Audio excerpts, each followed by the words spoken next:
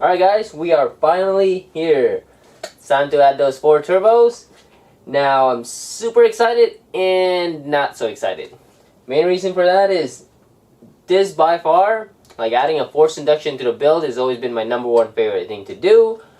But building it, especially with the plumbing and everything, is kind of where I sit around literally a couple hours trying to figure out what to do.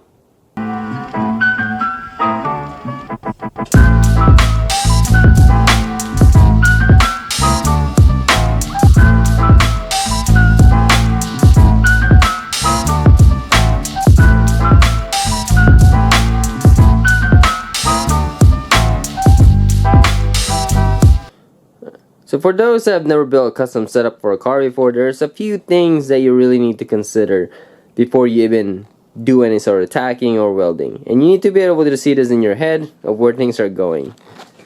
Number 1 is the most obvious, making the piping from the heads to the turbo.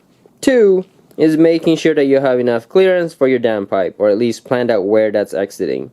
Now if you do have a setup like this is where it can get pretty complicated, because now do I want to go over or do I want to go under? Now if I do decide to go under, I have to make sure I can get under this pipe right here that's going to go to that turbo. Number 3 is your cold pipe. Where am I going to plumb those to the intercooler or something? Number 4 is your intake. That's probably the most simplest one, but just make sure if you do plan to run a cone, you actually have enough space in front of it. Number 5 is actually where the drain is going to be going to. So this one is the one I always forget, so this time I'm going to do it right. Just got to make sure that the oil drain goes straight down and there's nothing under it. To summarize, before I even start, I need to be able to see where all the plumbing goes. Where the hot side goes, where the downpipe goes, where the 4 cold side goes, meets, possibly in an intercooler right here in front, or intercooler on the side. I need to be able to make it so that if I decide to go on a side mount versus a front mount right here, those pipes have enough clearance to go and route somehow. In this particular case, the feed and the drain is probably the most simplest part of the build. Keeping in mind, if I do go with a front mount, that has to get routed somehow over here, route this way, and come back up and into the intake. Alright, so I'm going to go ahead and get started on this, and thinking probably mount the 2 back one first.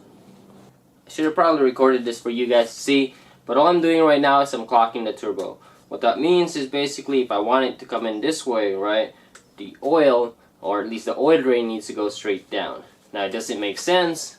If I want it to mount like this, for example, the oil drain is going to be right here, so I need to turn the cartridge all the way straight down, or at least point down. So what I had to do was loosen all the bolts in the compressor as well as in the hot side, and then finally be able to turn the cartridge down. So this is going to be for the passenger side back, so that means with this mounted straight to the cylinder, my oil will be going straight down.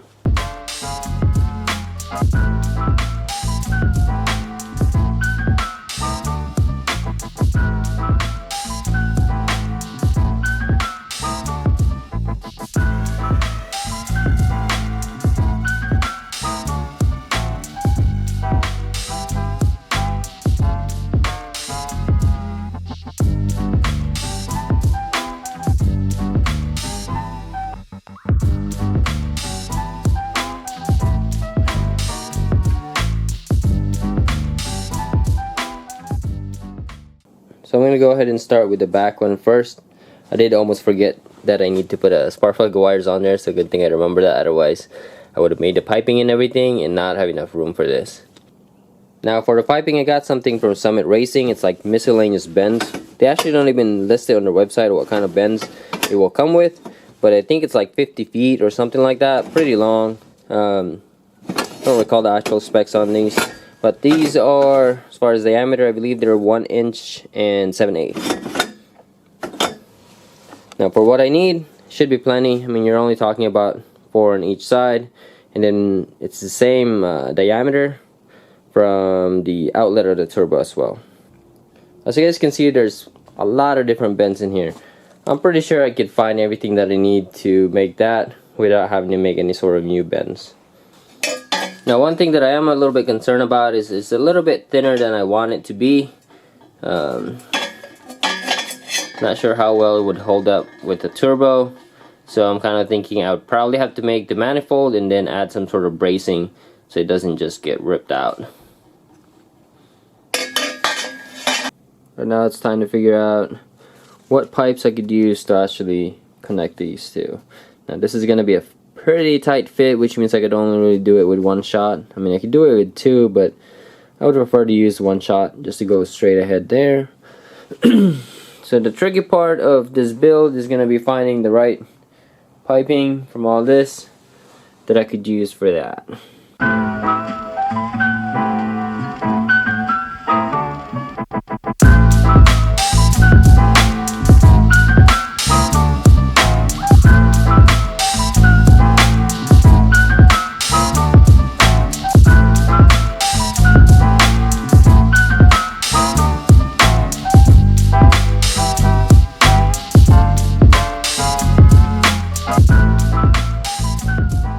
Alright, that's one turbo mounted.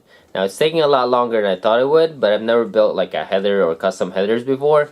Definitely a lot more work than anticipated.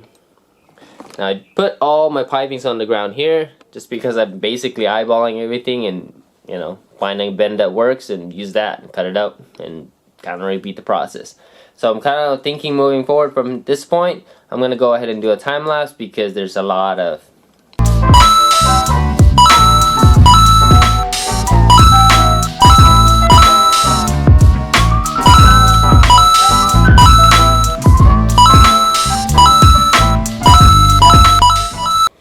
Man, this piece right here was a pain to make, but finally got it right on.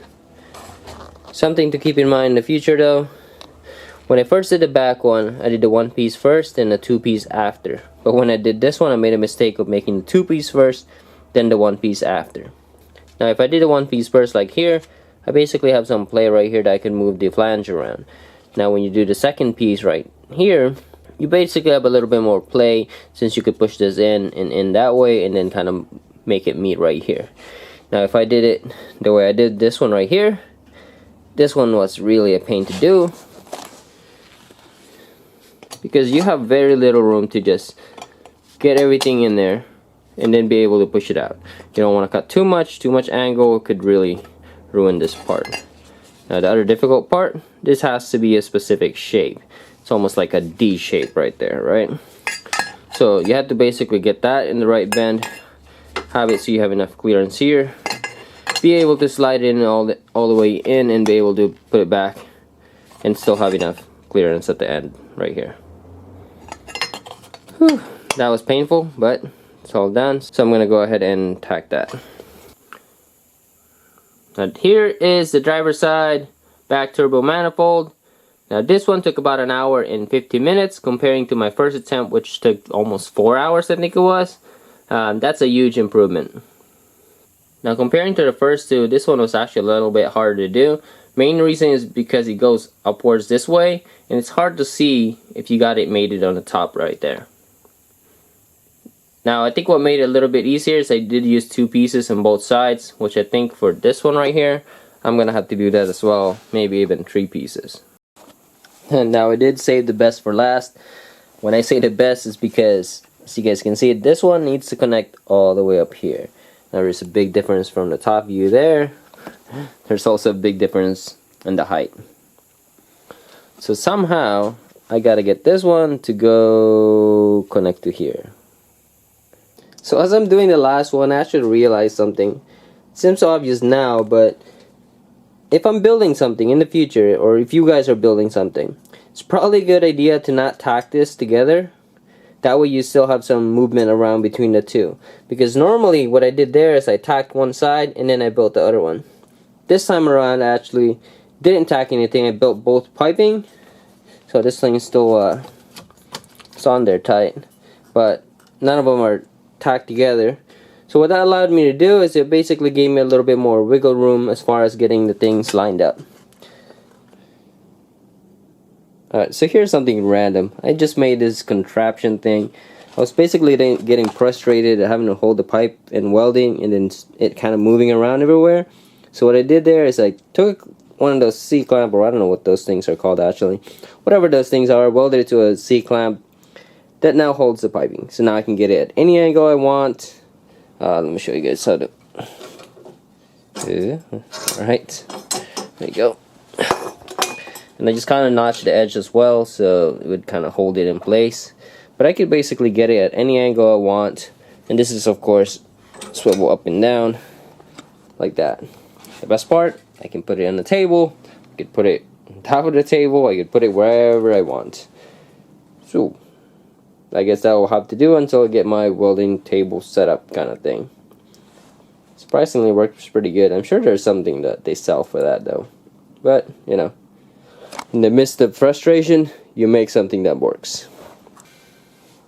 Alright guys, so it's time to finish up the exhaust manifold. Now I did end up buying another pair of heads. I got this for like 40 bucks.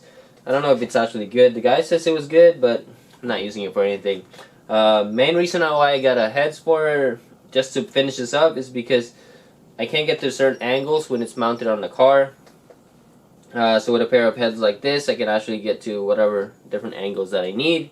I also need to actually mount it to a head and torque it down, because if you don't, you could end up having the flange warped on you. Now I bought both heads because I want to be able to go fast. Because if you just work on one, then I have to wait for this to cool off, versus work on this a little bit, switch, and so forth. And you guys will see what I mean when I get started.